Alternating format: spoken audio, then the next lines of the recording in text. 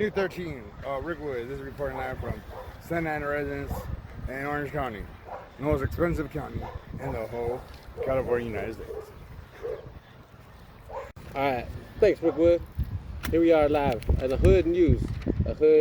Anyway, we're urging you here at Hood News, it's a service announcement, to get involved. Get involved in what's going on with the city council meetings and all that, because there's a lot of money in there and you're paying for it. So they talking about different things, a whole lot of different items. They got, what are they gonna do? Are you gonna buy a car from here? They bought a car from Theodore Robbins. You got the deal, that's good. Various things, so if you're a plumber, electrician, they got various contracts out there, so you just gotta get involved. And in today's segment, the special news is item 22. We're discussing street racing, and we had interviewed various people on the street. Now, we had various interviews, they had various opinions. And here we go, live to this opinion. Tell me, young lady, how do you feel about the street racing activity that's been going on? And yeah. Okay, street racing, I don't too much approve of, but I do think that each city should have tracks for racing, because racing's been going on beyond my years being here. I know, because my brother was a street racer. If you do not build tracks for them to race on, street racing becomes dangerous, okay? And people can get hurt. So it would behoove you to go ahead and build tracks for the street racers, because that's a gift, that's an art, and it's given from God. Please appreciate it. Okay. Back to item 22 is what they say is adding another law if you're watching street racing. Now, the city claims they did a study which of the claim they evaluated the needs and concerns of the community regarding the illegal, harmful, and unlawful street racing, and why the council agreed to do the law. However, those in attendance of the meeting indicates a very low population. If you were to see, there was only 33 people attending in this meeting, and the city has a population of 350,000 that are accounted for. So that is why we need more people to just be aware of what's going on. So these are false, it's a bad representation of what the people truly need and truly think. So you got to rethink this law. Now, the police could deem anybody a spectator within 200 feet. And it would result in them being a criminal or labeled as a criminal. That is bad. We do not want to get in a slippery slope of labeling the mass public as criminals. That is a bad slippery slope as organization of Santa Ana Streets Active. They also fear that it will not improve the public safety. Others were saying it would be a lack of results. No results would come through it, and we just get more tickets. The problem has been increasing, has not been decreasing. I need to rethink the collaborative efforts, perhaps some residents said. Resident at the beach, at a nearby beach area. Now this resident was about 52 years old, he said. We had a Spanish conversation. He said he was from Riverside and he was at the beach. He felt he said ticketing would not fix the problem. He felt the solution was to have people understand where and provide them local areas where they could do these spectator sports with their vehicle when they get licensed. That way they'd be aware of where they could do that and economical practicality where they could do that as well. To further public opinion, we interviewed several Santa Ana residents, and this is what they thought.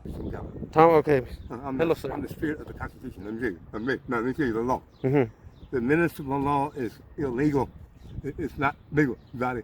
The only body that is from is called the county and the state. It's the only legal body. Now they can pass laws for themselves. It's a municipal code. They cannot pass a law against you standing in the street. Now, what you do. Now, do you think it would crack down on the? Do you think they would stop the kids, or do you think those people are going to keep going? Do you think they should find better alternatives, or do you think giving them tickets will stop them? No, we didn't think this ain't gonna stop nobody. No, let's go somewhere else. Come on, give me a break, man. So when the councilman came at the end to hold a vote as far as the first one that said the first had voted. Jonathan from Ward 5, he's a community health care worker and foster care worker. He had commented that the penalties were too harsh and didn't want to impose these harsh penalties on the residents of Santa Ana, so he voted against it. Jessie from Ward 6, another community health care worker, she had questioned the police chief, David Valentin, where exactly and on what streets were these alleged street takeovers happening in Santa Ana. The police chief stated that residents were calling them in simply by listening in, that they could identify these takeovers just by listening, that they didn't even have to see them, and they were already calling them in, but that they would happen in empty warehouses and in those type of areas, but you couldn't specify exactly what streets they were shutting down. The third one that had voted against this law was the mayor, Sarmiento. He's a city attorney, or no, he's not a city attorney. He's an attorney, and he's a mayor now. So he had cited and also had informed all the councilmen and women that this law does appear to be a violation of one of the constitutional rights. I believe, I think he might have referred to the one of a right to assembly.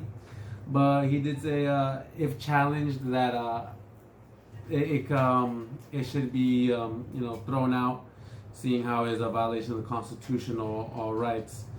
So that's why he had voted against it. And then the following 4 councilmen did vote for it, even though it was like the mayor had said it was going to be a violation of a constitutional right. Ty from Ward 1, she's a city attorney. She did recommend doing warnings before actually giving the harsh penalties, but she did vote for it. Nelida from Ward 3, she's a military veteran and has held other various public sector jobs. She felt that that ticketing would stop that dangerous racing activity.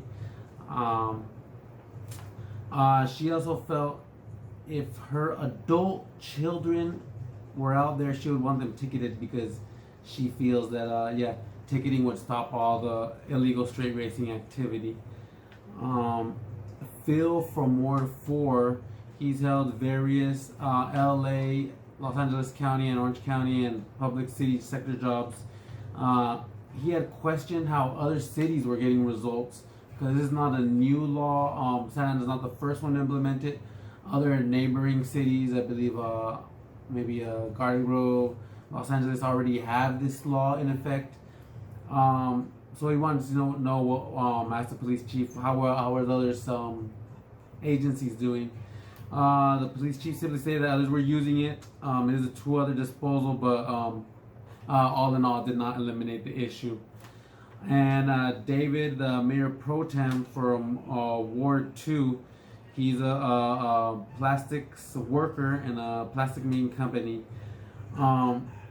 He felt that a lot of bad activity does happen at these street gatherings, so he felt that adding this additional law would stop or thwart those illicit, bad gang activities and whatnot that happen at these street gathering, illegal street racings.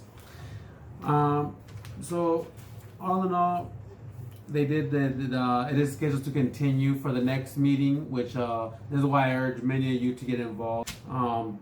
As we have all seen in the news, we should probably regress and try to fight oppression. And adding laws is probably not the best way to fight oppression. Maybe loosening them, if anything. Get involved in your city community. Make sure you're involved, knowing where your resources are going, and hold your councilmen and women and politicians accountable. Because if we want to change for the better, then that's where it starts in your local community.